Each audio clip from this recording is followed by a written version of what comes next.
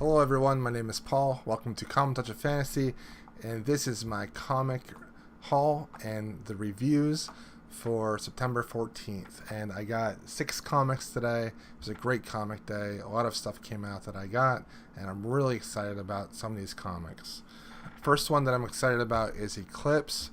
This is by Zach Kaplan and Giovanni Timpano, and this is a science fiction post-apocalyptic type story from Top Cow Image, and the premise of this is very interesting. The sun is so hot now, and they have like solar flares, and it's like basically destroying the earth. People cannot go outside or they will burst into flames. Everyone lives underground. This causes some serious issues with some of the people because depression runs rampant, and like cabin fever and things like that. They can go outside during the night, but not during the day at all. There are these individuals that wear these special suits that can go out during the day to like fix things, like fix electrical things and things like that. And what ends up happening is an individual gets murdered outside, and someone basically ties his foot to a cement block, and he bursts into flames outside. And now we have these people investigating what happened, trying to figure out why this person would even do something awful like this. It's a great science fiction noir thriller, and what this antagonist ends up doing is mind-blowing, and it's just awful. And I won't spoil it at the end because it's a great reveal, and I think that a lot of people that like post-apocalyptic literature and dystopias and some science fiction would like this. I don't know if the science is really that great. I feel like it's a little wonky, but yeah, that's Eclipse. I gave that a 4 out of 5, and I liked that first issue quite a bit. The next is Black Monday Murders, and this is just amazing. This is by Jonathan Hickman and Tom Coker. Tom Coker. So good. It's all about the power of money and the magic of money, and these individuals are all part of this like a cult, and they are leaders of the economy, big banks, and when recessions happen and things bad happen, they have to like sacrifice people in order to right the market, basically.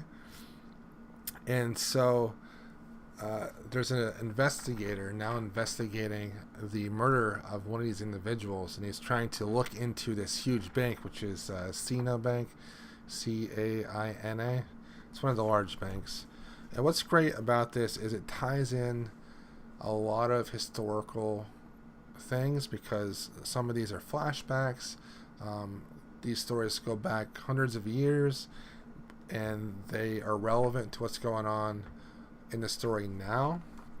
And what I really like is we have pages like this, and we have a lot of information put into like a letter or into a sketch or something that just builds this amazing story, more so than other comics, because there's just a lot more words in this than usual in a comic, and it's a really chunky book, and the detective is trying to figure all this stuff out. He kind of believes in this supernatural type stuff too. Fantastic. I can't speak more highly of this. I gave this one a 4 out of 5. It's probably my favorite comic right now. And Jonathan Hickman can basically do whatever he wants, because, you know, he pretty much controls Image at this time. The next one we have is Hadrians Wall. This is by Kyle Higgins, art by Rod Rice. And this is a science fiction murder mystery as well.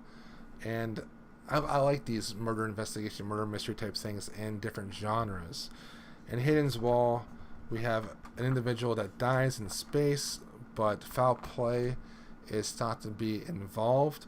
So they send out this investigator to check it out. And this is about 100 years into the future. this is what New Seattle looks like. Very cool. And it's a great story about figuring out like a whodunit type thing. So he goes out to space and he visits Hadrian's Wall, which is the name of the ship. And so you know that somebody on this ship wanted this guy dead. That there's probably about 12 characters on the ship, and he's trying to figure out who was the killer.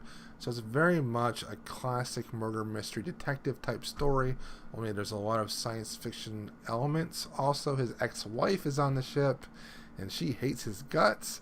And also the person that died is her current husband, which is so cool.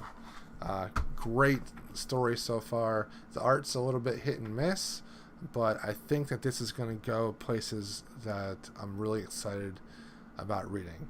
And I think it's only a limited run. I think there's only going to be like 5 issues, so I'm looking forward to that. Action Comics. This is the start of a new arc with Action Comics. This is all about Clark Kent and figuring out why there is a Clark Kent and also a Superman. What is going on? This Clark Kent has no powers. He's just a normal reporter. He grew up his entire life in Smallville, and we're trying to figure out what's this guy's deal. And we don't find anything out. This first issue of this new arc just kind of talks about Kent at the Daily Planet, what story he's working on, how Perry and Lex Luthor and other people, how they think of him and why they're so confused and stuff. Why is there another Clark Kent? Because in this world, Clark Kent is already connected to Superman, so everyone's wondering, well, is Clark Kent Superman? And but he's not. He's just like himself, and it's an interesting story.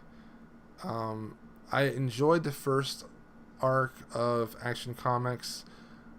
This one's starting off a little slow, so I give it a 2 out of 5. But I think that the mystery element of finding out what's going on with Clark will really pick it up in the later issues. So that was Action Comics 963, and this one is by Dan Jurgens and Patrick Zurcher. And this is the start of a new arc, Superman Meet Clark Kent Part 1. And the first arc was all about Doomsday, and it was pretty good. All-Star Batman issue 2. This is by Scott Snyder and Ramada Jr. This was pretty good. I have mixed feelings about this. The art is fabulous. Basically, they just throw all the different villains after Batman. Let's get another full page. And Batman has to get out of the situation. He has Two-Face with him, and he's trying to take Two-Face to this location where he can get information out of Two-Face and Harvey Dent. In this, Two-Face and Harvey Dent are two separate individuals, so what Two-Face knows, Harvey Dent doesn't, and what Harvey Dent knows, Two-Face doesn't. And so a very interesting play on duality of people is a large theme of this. I think a lot of people would like this, that just likes having like action and like different villains attacking and different things like that. However, I found that the dialogue to be a little bit confusing. I think Scott Snyder's trying to make the dialogue a little bit deeper than what it really needs to be, and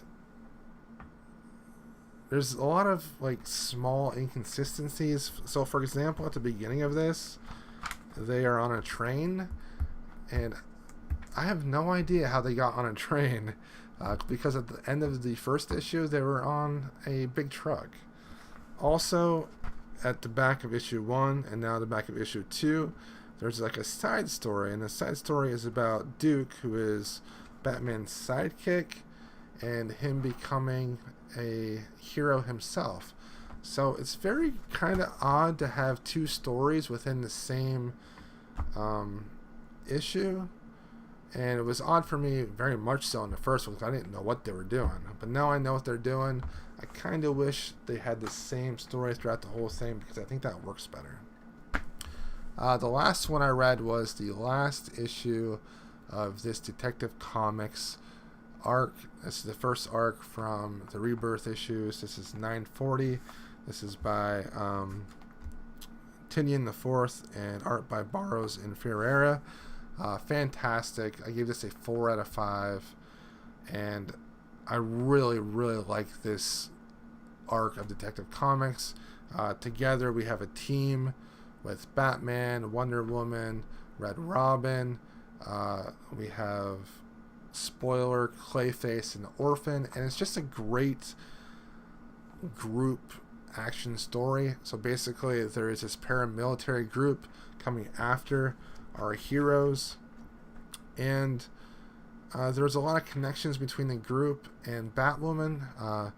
Kane, her father, is a part of the group, and it's a really great run. This issue is fantastic. I'm not going to show a whole lot of this issue because I do not want to spoil it.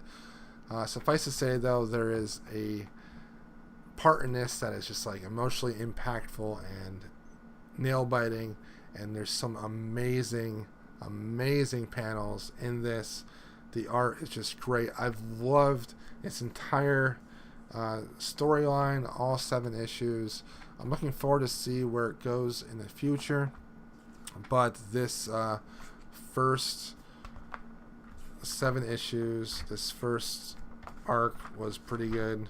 The arc is called Rise of the Batman.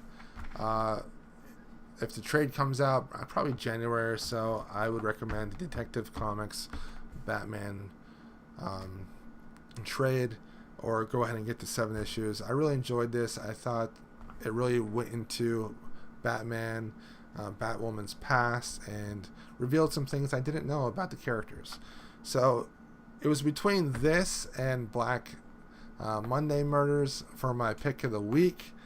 I love Black Monday Murders. I think it's a fantastic comic, but I almost got choked up with this one here. So Batman Detective Comics is my pick of the week, and I really enjoyed it.